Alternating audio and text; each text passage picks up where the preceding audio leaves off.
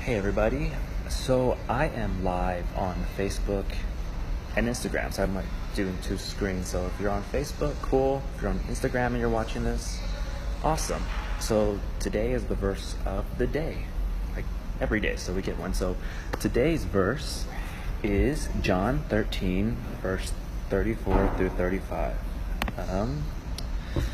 So John 13, 34 through 35 says, a new command I give you, love one another as I have loved you, so you must love one another. Let me start again, because I said that really weird, didn't I? Here it is, verse 34. A new command I give you, love one another as I have loved you, so you must love one another. By this everyone will know that you are my disciples if you love one another.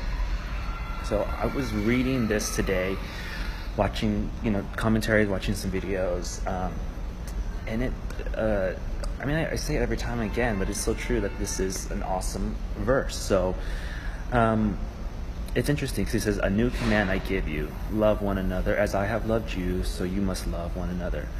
And he says it as this is like a new commandment I'm giving to the world and all of you who are listening. And so it's interesting because this is not, Christ referenced this back in another book, Matthew 22. Somebody asked him, teacher, what is the greatest commandment? And he says, love the Lord your God with all your heart and with all your soul and with all your mind. This is the first and greatest commandment. The second is like it, love your neighbors as yourself. So and this is pulling, and love your neighbors as yourself, is kind of pulling from Leviticus. So it's an Old Testament command that God gave. So it's like, well, how is this a new command? And I love one of the translations mentioned that it's a new command in the way that the old commandment was so corrupted by the traditions of the Jewish church.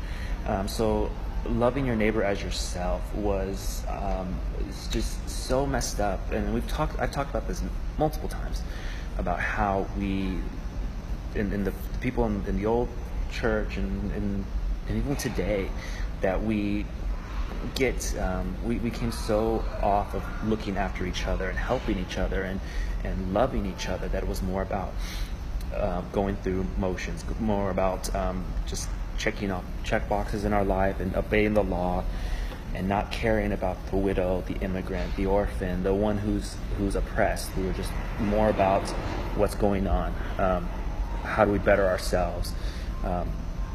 So when Christ gives this command not to hate your brother, it's like, well, again, Christ even talked about this in another verse when he's like, you say you follow the law, that you don't murder, yet you hate your brother, and you're committing murder in your heart.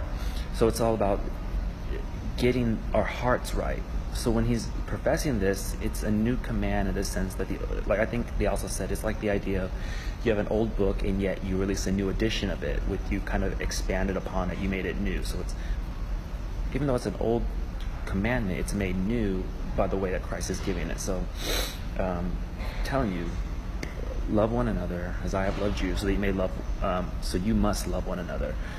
So in the same way Christ loved us, we must show that love to those around us, to each other as fellow Christians, to those who don't know Christ, we must show each other love. Because the next part is, by this everyone will know that you are my disciples if you love one another. So super powerful verse. I think it's so great that we have this and this idea that Christ was just tearing down so many ideas and so many structures in the way that we set up our lives of we have to do this and this, but we're saved by our actions, by what we complete in our lives. And Christ was like, it's not about that, it's about the changing the condition of your heart being completely transformed.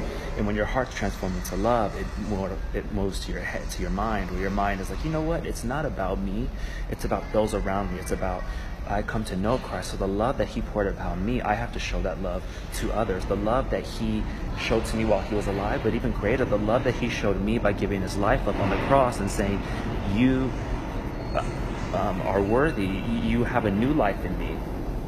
So yeah, I think it's an awesome verse.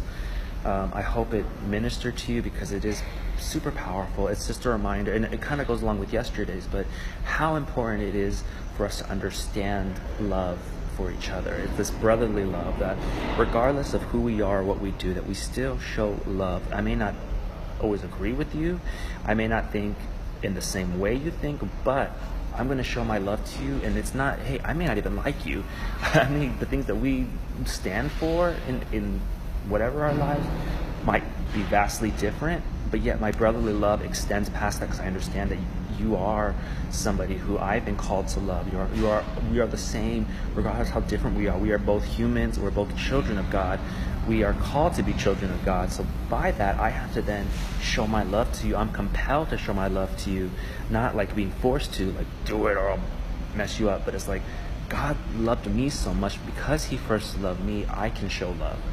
So we love because he first loved us. So I hope as you guys read something like this that you go forward and are like, yeah, I'm going to show love to my fellow Christian. I'm going to show love to my fellow brother, my fellow person in life.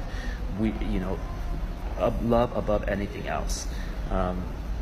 So yeah, and also just to give some background about this verse, this is an awesome verse. This is right after they had the Last Supper.